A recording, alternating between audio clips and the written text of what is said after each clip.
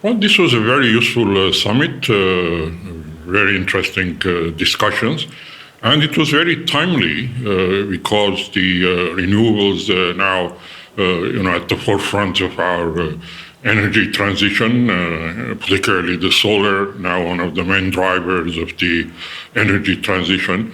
So the entire focus on solar, and my key takeaways are that with the ambitious targets that Europe has set for itself, now they need to step up to the plate and provide the necessary conditions and the framework so that the local industry in Europe can meet those ambitious targets.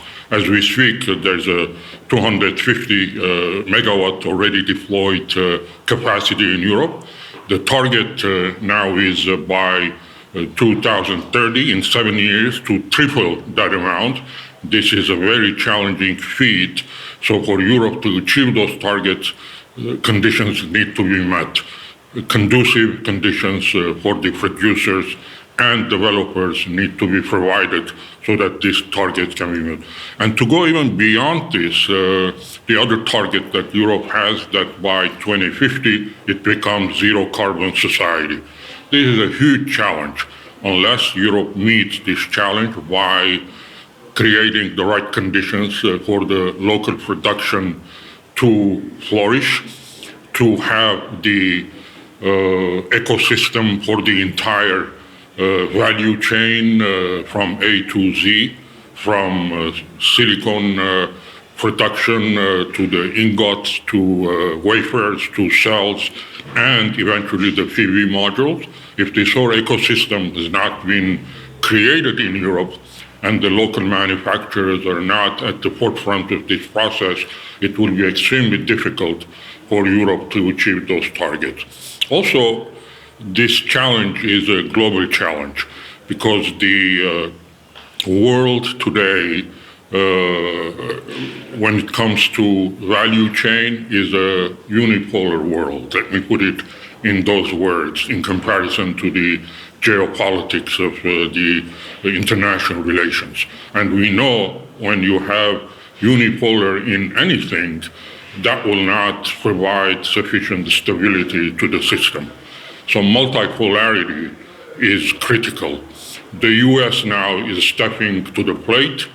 EU must also step to the plate so that there will be at least tripolar along with China system where the whole value chain distribution will be more even, and the dependency on one country on so many things that are critical for the energy transition will be somehow mitigated. So this is a huge challenge, and for Europe and the rest of the world to meet it, we need to have an inclusive policy so that we all get together and decide how we can diversify the value chain supply and also provide the right condition on different continents so that the competition will be beneficial to all sides, other than we get into cutthroat competition that will harm everyone and also harm the progress of the renewables in this energy transition that is so much needed in the new world order. Well, we're already contributing to this transition process. We want to even do more. We're in constant expansion. As I said, we have dual functions, and this puts us in a very unique position in Europe and globally. There aren't many companies that are both producers of PV modules and cells and also solar project developers. Recom is one of the very few companies, even I would say in the world, that does both. And this puts us in a very unique position in terms of our contribution to the energy transition and also our contribution to pinpointing and identifying the problems, the challenges. We have our own perspective to see things and bring it to the table in such places as SolarPower Europe, which basically tries to lobby the EU and the international community at large to advance the renewables cause in the world. So our contribution is both in practical terms, that is providing the equipment, the solar modules, and also through our deployment of capacities globally. But also on the other side, we also consider to be very critical to bring our experience in discussing this matter so that we put the whole transition process on the right track. Soon we will be, talking about terawatts. I recall when this whole thing started, we were talking about kilowatts, then we went to megawatts. Just like in the investment or money-making business, we started with millions, billions, so we'll be talking about trillions. In comparison, in the renewables, soon we'll be talking about terawatts. Given these targets that we've set for ourselves, soon we will get there. But it's not going to be easy. There has to be the right policies on different continents. I already talked about these challenges. I don't want to repeat myself. But the few key things that needs to be espoused are the following. One is there has to be a global consensus for diversification. Everybody needs to understand that here dominance and monopoly is not useful. And that diversification process needs to be through an inclusive policy where everybody will be involved, not only at the state level, but also at entrepreneurs level, so that we do come up with the right policies to diversify. Secondly, we need to invest in innovation. Without constant improvement and innovation in the technology, the renewables has the risk of running the risk of undermining its own economics. So not to run that risk, there has to be constant innovation in technology of the cells, solar modules, inverters, the batteries, what have you. And if you look at the record, we've done pretty well, but we're not there yet. When we started, the efficiency of cells were only 3-4%. Now we reached 23, 24. Efficiency, I think soon we'll get to 30, eventually maybe 50. So this has to be constantly,